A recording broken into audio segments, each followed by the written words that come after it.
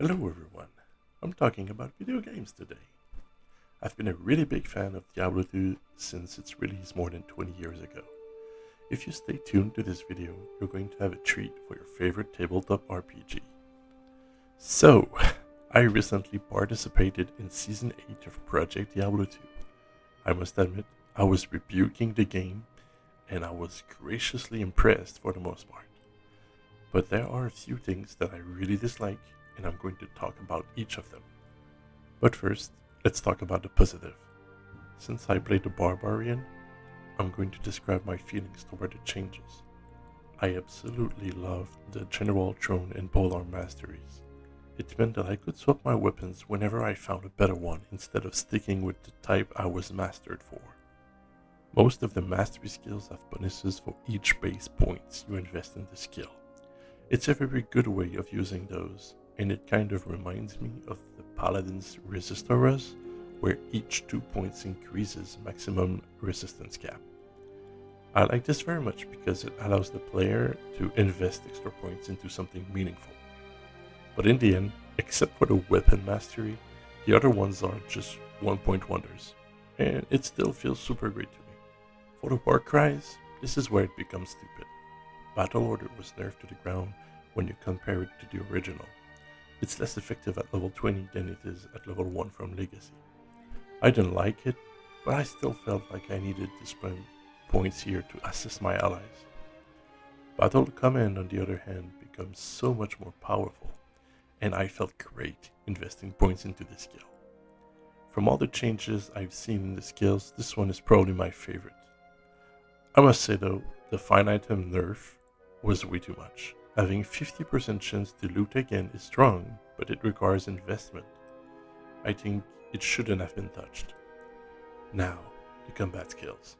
I can continue this way without talking about the melee slash damage added to all melee weapons. I'm somewhat confused with this change.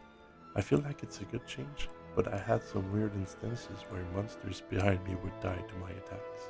And not just behind me, they were far away from me, behind, and they would die. Feels like the melee range is too big. Early game, I used double swing, and since I was hitting everything with it, I never ran out of mana, and it felt great to play a melee character with this first kill. Now let's talk about Whirlwind.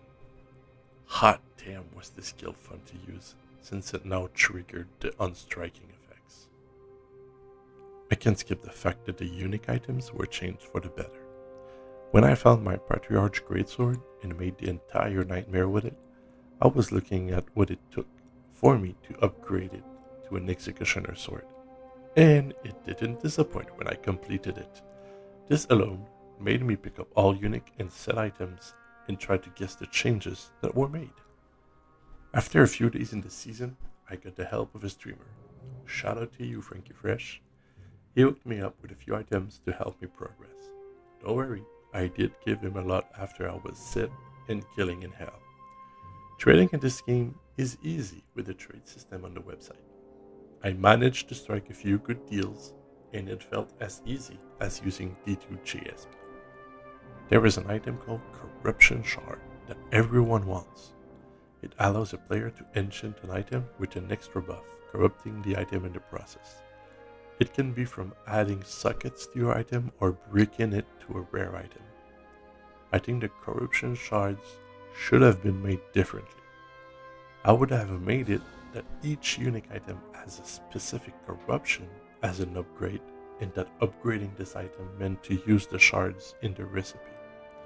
Exactly like Aghanim's Scepter in Dota 2. Having a 3 socket Chaco is just too good, and it makes the power creep too big. While I'm here, let's talk about the power creep. It has to stop. Having a charm bag and having mercenaries with gloves, belt, and boots, it's too much. Having to choose between power and looting is something that was intended in the game. There is one last thing I felt out of place. The loot set to players 8 at all time. When you open a chest and it feels like the monsters put their garbage in, I'd rather have an increased loot quality than having tons of wild items litter the ground.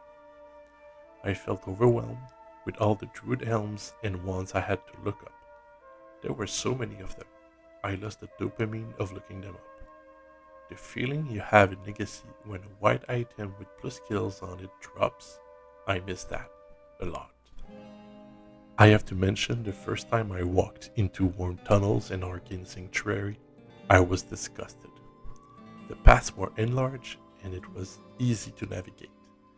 It kind of breaks the immersion of being in a tight tunnel. Diablo 2 isn't just about the monsters and the items. The areas play a major role too, and I was robbed of this feeling. But hopefully, they introduce us to some new maps, and I really like them. They are well themed, well designed, and the bosses are refreshing. I'm glad I made it far enough to try those. If I had to make a mode for Diablo, I would base myself on Classic. The game we had before the expansion came out where the best items were magics and rares. First thing I would do is remove runes, rune words, and charms. Those only generate power creep that isn't necessary. I would also get rid of synergies and immunities. Synergy damage should be in the skill itself. I'd much rather use multiple good skills than just a few because I had to invest my points into useless skills just for synergies. I would also remove all expansion sets, exceptional and elite unique items. Those are too good. I would try to alter the classic unique items the same way PD2 did, just slight changes to make them hell viable if upgraded. Jewels are great, powerful enough to be the only socketable along with the gems. Finally, we remove mana potions from merchants. This will make the energy stat a bit more useful early game. With all these changes, we bring back the R in RPG. Every class brings something to the table instead of having everyone teleport around and be buffed with battle orders. Keep in mind, duels would be much more enjoyable too. On a final note, this video is the first one related to video games, and as I said in the beginning, there is a treat for tabletop role players. In the description, there is a link to all Diablo 2's unique items, translated to fit in 5th edition. Enjoy! Once again folks, thanks for watching.